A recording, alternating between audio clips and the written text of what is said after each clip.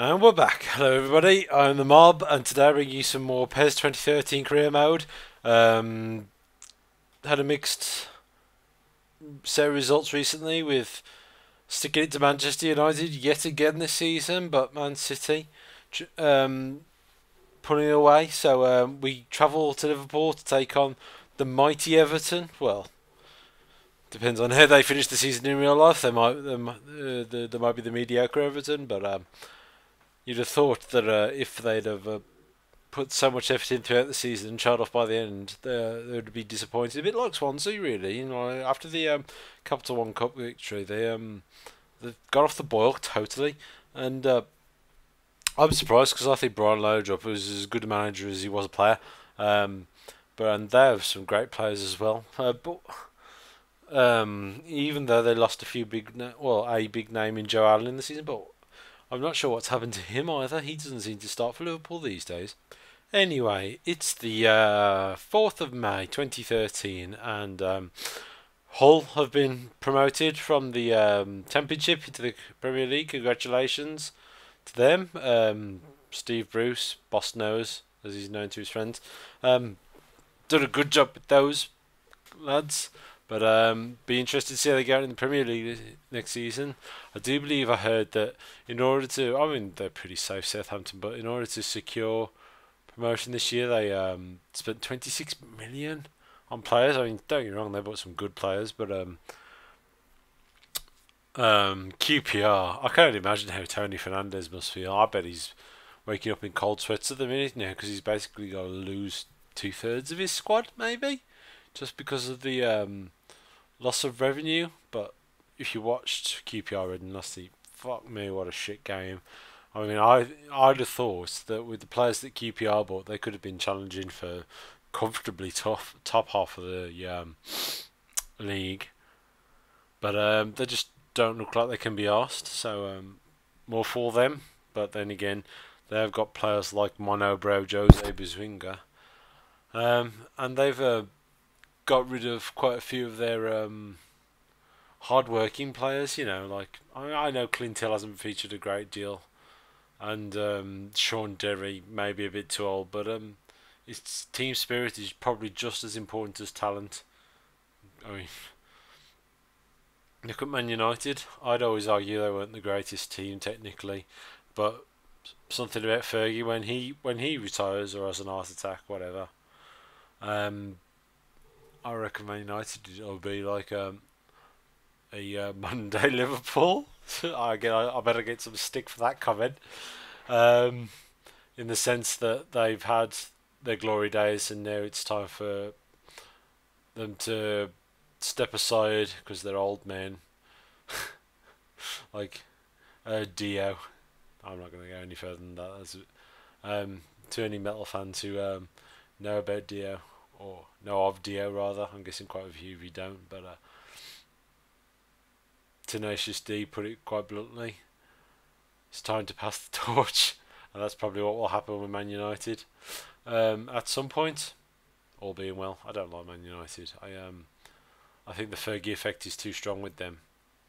But coming up to reflecting on this match, 85 minutes, and it's been 50-50 for most of it. We've had a few chances, and they've had a few chances, but Everton are a good side, and really they should be punishing us. They did pre-Christmas when we first met them, 2 or 3-0, I think, maybe. I can't quite remember. But today we've held our own, strong result, and the boys should be proud. We had 4 shots. I don't think they had that many. I can't read that fast, apologies. But now we've got Wigan, as we have actually in real life today, and we're already 1-0 up. Boing boing. Although I'd be quite happy to lose to Wigan if it meant that the Villa would go down, because I hate those rummy bastards. But the odds are, I'd think, well, it's going to take a miracle for Wigan to stay up. If they do, they totally deserve it, because, well, Villa, I don't. It's difficult. They've got a couple of players. I'm sure Benteke won't be there next season because I heard that Man City were looking at him, and Why would you want to play for the Villa when you could play for Man City, basically? And all their amazing players. But 22 minutes in, and Salmon breaks away, but that's a fantastic save, and he rightly celebrates, because the burst of pace from Salmon there was just devastating. Our centre-backs couldn't have caught him. But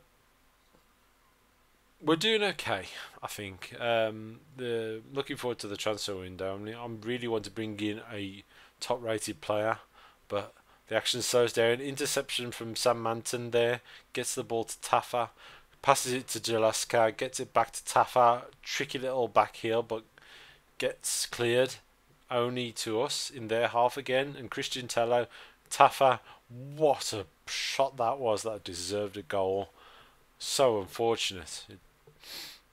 Left foot accuracy on the left hand side of the pitch is strong in that one. I'm playing squads based on form these days. I'm not playing it by ability. I've noticed a big improvement when you play the kids that are up for it. So sticking to that. But half time, nothing doing really. So we go into the second half, and our passing game is, or we're not even actually playing a passing game now. I've changed the formation so that it's 4-2-3-1, and we do a quick counter, which is a bit risky, but we have Shane Long up front, the pace monster that is Shane, and Ruffian. I was tipped by a friend of mine, Alex, also known as Shalair, if he ever starts his own YouTube channel, that Ruffian, if you play him, becomes a god. But look at that for a through ball, and Joe is clean through, and that is beautiful. Side netting, keeper stood absolutely no chance. So we take the lead away, and as you can see from the title of the video, is this the start of something special? Well, I'm not going to spoil it, but that goal seems to be a massive motivator to the squad, in the fact that we basically we need performances and we need results to get out of the very bottom half of the league. We are perilously close to relegation, and something has to be done.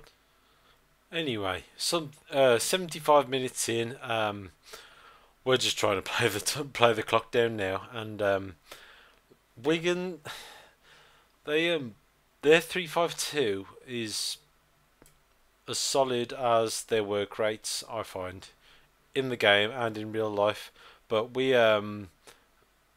slow it down again, because this ball for Jalaska, and oh man, that should have been 2-0 really. I'm not going to punish him too much, because he is our attacking midfielder. That should be Shane Long really stepping into that position, but who's to say what he would have done? Anyway, coming up to the 90th minute, they go right up our end, and that probably should have brought a goal, but unfortunate there for Sean Maloney. And come to the 90th minute, it's all over. I hope you've enjoyed the video, guys. I'm the Mob, and thanks for watching.